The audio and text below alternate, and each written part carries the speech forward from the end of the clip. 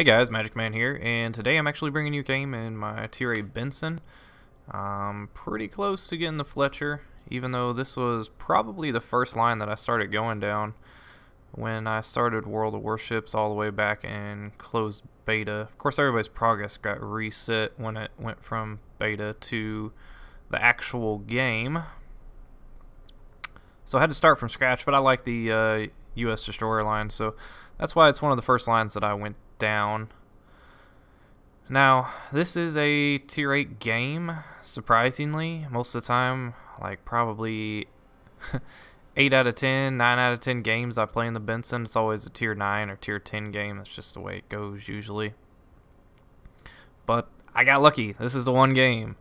It was actually my first game of the day, and it was a Tier 8 game. There is a carrier in this match. I think they're Tier 6 carriers though. And I do have AP loaded. I was expecting to come across a Leningrad because there's a division of them, and I sure did. And the Leningrad has to give quite a bit of broadside to actually use all of its guns, so I expected if I ran into one of them in the cap or both of them, they would be broadside to me, and sure enough they are. Now the reason I'm actually exiting this is because one, there's carrier planes coming in, two, there was a cruiser coming in, and two, I assume the other Leningrad was somewhere close by and actually get lucky and don't get hit by those dive bombers. So that's why I kind of bailed out of that area and immediately smoked up, because I have no backup. All my team is, I don't know what they're doing. They're behind me, just like globbed up on this island, right off screen that you can't see. It's a weird thing what they're doing. Like when I was in that cap, there was only a couple of ships spotted, and I had no idea where the enemy team was deploying, so I didn't want to take the risk of getting blown out of the water by sticking around in the cap when I should have got out of there. That's a mistake that a lot of destroyer players make. They'll try and hold a cap when they can see like a superior enemy force bearing down on them, and it's like, smoke up and disengage, man. There's no point in throwing your ship away just to get a capture point for 10 seconds only for you to be killed and then taken back by the enemy team. It's just a waste of a ship, and I don't understand why people do it, but they do it. As I was seeing more of the enemy team getting spotted, I felt better about coming back into this cap. Now, I don't know where the cruiser had gone until just now when he popped back up, and I have no idea where the Leningrad is. Could still be hanging around somewhere, I don't know. The Leningrad, I think, does have 8-kilometer torpedoes. That's another reason I didn't want to hang around on my smoke screen, because I might get torped, and that's not something I'm real big on. I don't like being torped by another destroyer, although his torpedoes could have not been reloaded at that point because it was just the beginning of the game. I don't remember what the torpedo reload is on that ship. It's been a very long time since I've actually played it. It's sitting in my port, I just never play it. Now, at this point, because I know I'm going to get this cap, I'm kind of surveying what's going on here.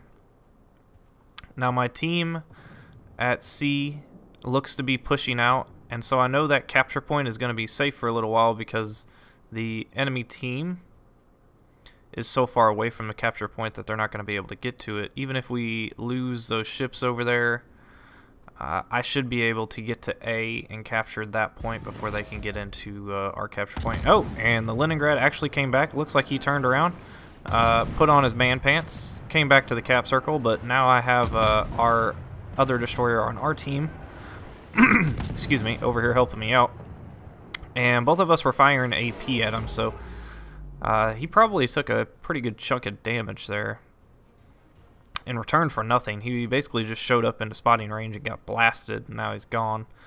I'm sort of kind of faking going north, and then I was going to turn out, but I turned out a little bit too quickly because I did it while I was still detected. So if these people have their minimap option enabled where it leaves the last known location of ships on the map, they'll see that I'm heading in this direction. I kind of messed that up, but You know what happens. So at this point, all the enemy team that's over here, which is a good, it's probably half the enemy team, just about, is, yeah, we actually chunked that Leningrad for almost half his health. They're hiding on the other side of this island on A, which is a really bad place to be because you remove yourself so far from the center of the battle that, you know, the only people who you can shoot are you know, the enemies that are basically over here too, so you're not being extremely useful. And I want this Baron that disappeared behind this island to pop back up so I can see him again. Because I want to know if I'm going to be able to torpedo him or not when he comes around this island. And there we go, switch targets to him. But it actually looks like he is slowing down. He's not interested in coming around this island. And I don't think I would have been able to torpedo him anyways, seeing as how this battleship is... He would have been right in the way. I would have had to torpedo him to get to the enemy, which is not a great idea. But that's okay, because I can sail around the south side of this island and do some work on these guys. And that guy's just... It's a really bad position for a battleship on the other side of an island of all the enemies. I guess he thought maybe they were going to come around the island, but a lot of them don't really seem too interested in doing that. And since this guy is backing up, he's going to be moving slow, which is going to be a good opportunity to actually hit him with a torpedo. I know my friendly torpedoes are probably at least one of them's going to hit him and cause flooding. And so, with my torpedoes being slower than his, I should be able to hit him and get a flooding that sticks, because he's going to repair not knowing that these torpedoes are coming at him. And I'm actually positioning myself close enough, I think, so that I can sit in the cap circle once the enemies get out of it and cap it, and also be able to put some pretty effective armor-piercing fire into these guys. But you know, as soon as I say that, yeah, and we actually get a flooding and a nose hit on that New Mexico, so it looks like he's probably going to be done for. I don't see him being able to repair his way out of that. I really wanted to do some armor-piercing damage to this cruiser, but as soon as I said that, you know, he angles out. But I do get a fire on him, and I am going to switch back to armor-piercing because he's flattening out the side of his ship, so I should be able to get some pretty good damage in on him.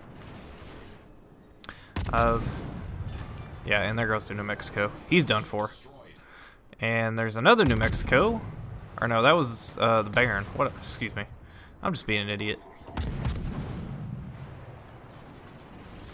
I'm seeing the New Mexico and thinking about the New Mexico, and it's actually the enemy Baron that was ate those torpedoes. So it looks like the New Mexico is actually going to charge, which is fine because my torpedoes are about 20 seconds from being reloaded, which is good news because I'm going to need them very shortly. And it looks like I can't tell if the fire is still burning on the cruiser. It kind of looks like it is, but I've got torpedoes coming in, so I'm going to have to... Oh, no, and apparently I didn't look at this torpedoes long enough because they actually ran out, which I should know. The German cruisers only have 6-kilometer torpedoes, so I should have known they'd never been able to reach me, so I really abandoned my smoke before I needed to. But I was also worried that that New Mexico was going to continue to charge down my smoke, which he actually decides to turn away, which is good for me because he's going to run straight into my torpedoes. And if I could actually hit the superstructure on him, I'd probably get some damage in. Yeah, see, there we go. There we go. Now, he manages to dodge the first set of torpedoes, but the second set is not going to be so lucky. But our torpedo hits the bulge and doesn't cause any flooding, but that's alright because he's so low. I'm just able to finish him off with the armor-piercing shots. And going to go ahead and turn on my AA here, seeing as how I'm going to be detected by these planes anyhow. Now, at this point, I had a decision to make. I could either chase after the enemy carrier, or I could relocate myself to the other side of the map and help out our team over there. And I actually decided to stick with going over here and taking out their last destroyer, because I was still very undecided at that moment what I was going to do until he popped up. And when this destroyer popped up, I'm thinking, oh, it's a Lo Yang, I just have to stay like 4 kilometers away from him. But actually his sonar range is a little bit longer than I thought it was, and I'm about to find that out. This is just stuff that happens when you don't play the game very often for a while. You forget things like hydroacoustic range, radar ranges, you know, what ship's capabilities are. It was a very unpleasant surprise for me. So instead of going around this island and putting this island on the other side of me where I can't maneuver, what I should have done was turn out to the right here. And unfortunately, you know, that's something that I can see now that, you know, I'm in this battle right now. I'm like, what I also could have done here was, yeah, cause see, I'm detected by sonar right now, and I'm just getting wasted by this guy's freaking HE, cause I can't get out of range of him. And this guy's pretty much going to have no option but to go forward because of that spread of torpedoes. Like, he's not going to be able to reverse out of this situation because of him. Yeah, and you see there, he's actually having to move up, which puts him out of his smoke. Which, I was hoping it would do that. But, you know, me being a moron, forgot, hey, there might be torpedoes coming at you. So I have to immediately eat a torpedo on the nose, repair. Shouldn't be too long though. I should be able to take this guy out pretty quickly. Yeah, and that's the end of him. But I lost way more health than I needed to because I decided to sail in the wrong direction. And now I've got an enemy Leningrad coming up behind me. Now, this is an engagement where if I didn't have a smoke, I would be really screwed right now. Because I've got a cruiser to the south of me. Somebody who I should have stopped and finished when I had the chance, but I assumed that my team would take care of it, and honestly, I should probably never assume that, because I seem to get let down at every turn when I do that. And luckily for me, I have a friendly nearby who's spotting this Leningrad, otherwise I'd probably be done for. Because I can't really fight a Russian cruiser one-on-one when I'm this low health at any sort of range, so probably would have had to rush him. And then be in danger of actually eating torpedoes, but since I have a smoke screen, I get to safely engage him without being spotted. And I'm going to go ahead and fire some torpedoes at that guy, because if he comes around the corner of that island, he'll be in for a nasty surprise, which I doubt he'll do, but it's probably not going to matter much. As long as my teammates stay alive, we shouldn't have too much of a problem winning this game, seeing as how we had a cap advantage pretty much the whole game. And this was actually pretty, I wouldn't say exhilarating game for me, but it was pretty fun. These are the games that I like to play when I'm constantly being engaged. The start was kind of slow, I will admit, but man, once they got going, they got going. There were just a little bit of lulls in there while I'm having to relocate, but anyhow, it was a fun game overall. I really enjoy the Benson, and everyone tells me that the Fletcher is going to be an even better experience than this, so I'm looking forward to that. But I only did 65,000 damage there. Wasn't huge, but from all the capping that I did, I actually end up on the top of the team as far as experience goes. Yeah, it was a pretty fun little game.